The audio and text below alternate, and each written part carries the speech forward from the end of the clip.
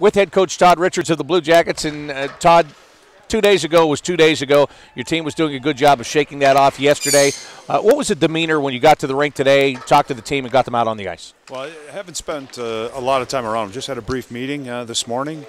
Energy out on the ice. It seemed a little bit quiet, but one thing I've learned from this group is generally when we're a little bit more quiet, it's probably what I've been able to relate it to is just that we're getting a little bit more focus for the game.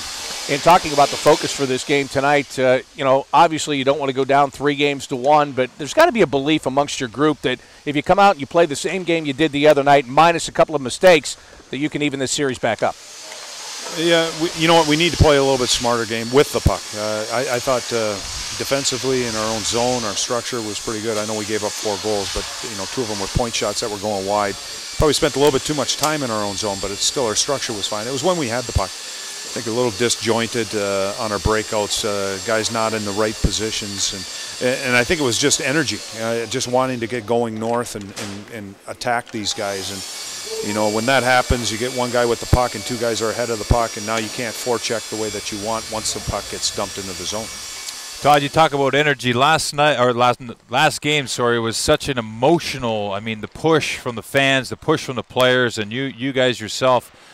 You look at yesterday as kind of a day of rest. You're kind of using the first part of the day too to prepare for puck drop. I mean, every inch of energy is so important here for this game tonight. It is, and it's the ability to sustain it over a period of time too. I think you go back and look at how these games have went. Maybe not so much game 1, but game 2. Pittsburgh made a push right away in the first period. We made a push last game in the first period. And to me, it's dropped off. They dropped off a little bit. We dropped off last game. Some of it might have to do with the opponent, them elevating their game. But it seemed like the team that got off to the great first period seemed to lose a little bit, and then the other team fought themselves back into the game. Your penalty kill has gotten better and better as the series has gone along. Unfortunately, it might be because they've had to be out there so much. And I don't want to ask you about the calls and if you think they're right or they're wrong, nothing like that. But the fact of the matter is, how do you keep your team focused? It's got to get frustrating sometimes when you're giving up 4 and 5 power plays to the Penguins here, especially in a row. How do you keep the guys focused to, hey, you've got to shake that off, just go out and do your job, let's kill it and get back to business? Well, that's part of, I think, maturity and experience, and we try to help with that. The players have done a good job with that. I think, trying to stay on point just with what we want to achieve in the game. It's, you're here to win the game, and you're going to have to deal with adversity, whether it's a questionable call, whether it's a goal by the other team, whatever it is. There's always adversity through the game, and we talk about putting games behind us.